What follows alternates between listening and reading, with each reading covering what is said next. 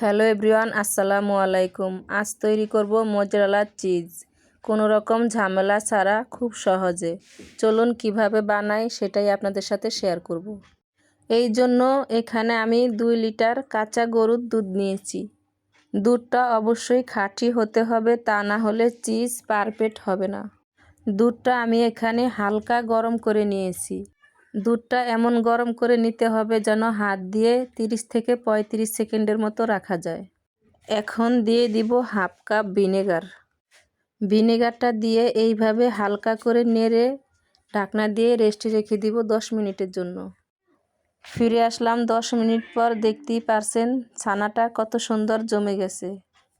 এবারে ছানাটা উঠিয়ে অন্য একটা ছাঁকনিতে রাখবো।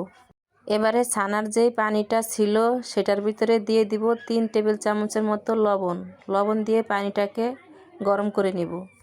পানিটা গরম হতে হতে ছানাটাকে হাত দিয়ে এইভাবে চেপে চেপে এক্সট্রা পানিগুলো বের করে নিব। পানিটা গরম হয়ে গেছে। এবার ছানাটা দিয়ে 2-3 সেকেন্ডের মতো চুবিয়ে আবারও একইভাবে চেপে চেপে পানিগুলো বের করে নিব।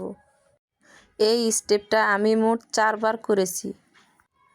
চিজটা তৈরি করা হয়ে গেছে আর দেখতেই পারছেন এখনই কতটা স্টিকি লাগছে। এবার এরকম একটা ছোট বাটিতে চেপে চেপে চিজটাকে সেট করে নিব। এখন ফ্রিজে নরমালে রেস্টে রেখে দিব 3 থেকে 4 ঘন্টার মতো। ফিরে আসলাম 4 ঘন্টা পর।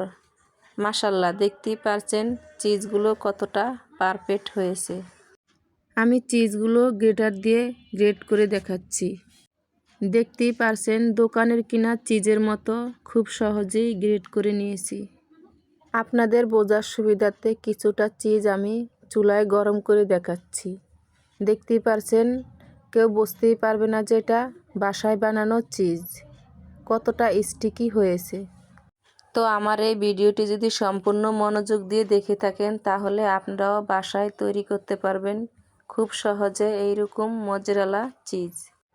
তো আমার আজকের এই ভিডিওটি কেমন লাগলো কমেন্টে জানাবেন। ভালো লাগলে লাইক কমেন্ট শেয়ার করবেন। আল্লাহ হাফেজ।